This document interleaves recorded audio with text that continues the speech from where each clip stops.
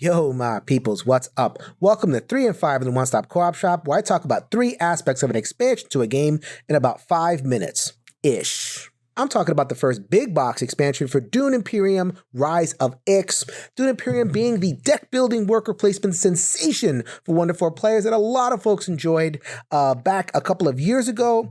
This one, according to the back of the box, promises to expand and deepen the gameplay. I'm going to see if that does exactly that, and also take a look at some of the added solo mode elements. Requisite disclaimer, I was provided a review copy of this expansion.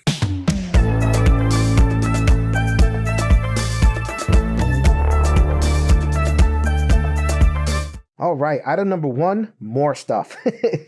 Stuff that shuffles in and adds variability and variety to the basic game. And you definitely get that, and that is a pro. Got more entry cards, more conflict cards. We have some new characters of varying complexity. One dot over here is pretty simple. You have our first 4-dot character, lots of text, special tokens. We haven't exactly reached Galaxy Brain with the complexity of the character, but I think this one gives veteran players more to chew on. So, of course, this being a deck builder, you're going to get more cards that shuffle in.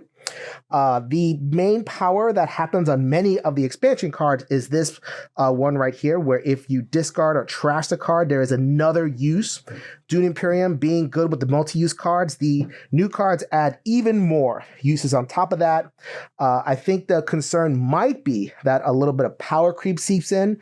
I will say I don't think these cards are more powerful objectively than basic game cards. However, because of extra uses, there's more versatility. So players who acquire these cards and get them to go are going to be at an advantage. I think with this expansion, once you get to know the stuff, then you're going to smoke a new player even more thoroughly than you would in the basic game. So watch out for that. The second aspect of the expansion, which is a definite pro, are these new sideboards.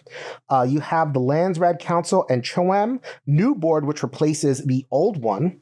And also you have the X board, which has the tech tiles. The way they work is that in the old game, you would use a lot of your spice to get Solari and interact with the Landsrad Council board, go about your day. Here, it's way more variable. So once you play these symbols or go to these spaces, then you would progress up this track, and then you decide when you want to come off the track. So if you want to come off at a middle spot, get these rewards, or push your luck to get to the top reward, which in this particular case is one of these tech tiles. So I like this. This creates a lot of decision space. Do I take it now or go for a huge reward later? Here, these tech tiles, you get 18 of them, and they really change up your play. You have some tiles that are one-time effects. You have other tiles that provide endgame scoring. They really wrinkle up, interact with your cards, way more complexity and things to chew on as a veteran player. And also, don't forget the Dreadnoughts, super soldiers, basically, which come off of the X board as well. Last point regards to solo mode, and that's going to be ultimately a mix. Really, it's going to depend on how much you enjoyed the base game solo mode. If you enjoyed it, there's more. It works basically the same. They didn't rework much at all. So this deck is still going to place workers out. It's going to either put the worker out wherever it says, or it's going to respond to the board state. So in this case, the Spacers Guild, if it doesn't have the influence, it'll go to the worst space. If it has the influence, it'll go to the better space. So something to look out for there. And you're going to run 2 bots in solo, just like you did in the last game. So if you had difficulty with it, it came in one of 2 areas. One, you didn't like running 2 bots. And Rise of X actually leans into it by having both the bots acquire tech tiles. Some tiles have this little symbol. Every once in a while, you'll run into a Hagal card that acquires one of these, spending its spice, and that's more to track. That becomes a little bit more difficult if you didn't enjoy that extra overhead. The other reason folks might not have enjoyed the base game solo so much, I'm going to invoke Michael Kelly over here, was the limited deck building. One player, that market didn't move. Some of the cards did not interact well with solo. It's just a frustrating experience if you were looking for that. The base game doesn't change that at all, which is mystifying. To me, it seems like one of the easier fixes in the world.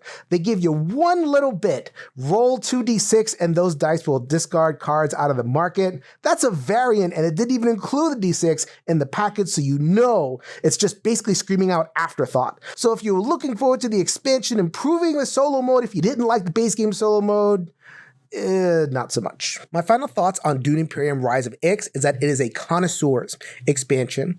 If you're not familiar with the base game, but you're only curious, you're looking to pick up a copy, then I would stick with the base game. I think there's enough gameplay there and a good entry point. But if you've played a couple of times and you have experienced that knife fight in a phone booth feel, which is something, a quote that I got from BGG, very nip-tuck that base game experience, Rise of Ix opens things up considerably. Those tactiles, the increased hand management that you get when you acquire cards you can discard for its effect and all that kind of thing. That's all really great. My one limitation is that I wish that those cards were more available. There's just not enough. You might have opponents that grab them. You might not get enough to kind of get your deck going. I wish the basic cards had a little bit of that, discard effect as opposed to just being trash. Solo mode, I'm not a big fan of the solo mode myself. You may have heard that as I was discussing it in the overview. If you're going to do a deck building worker placement solo game, I got that one right here, Lost Bones of Arnak. But if you enjoyed the solo mode, there's more for it, and it does integrate well with the tech tree if you can take that extra level of paying attention to the rivals. So I was a big fan of Rise of Ix. I can recommend it if you already like and you wanted a deeper experience to add to the base game. This is Jason reminding you that we'll see you at the next stop.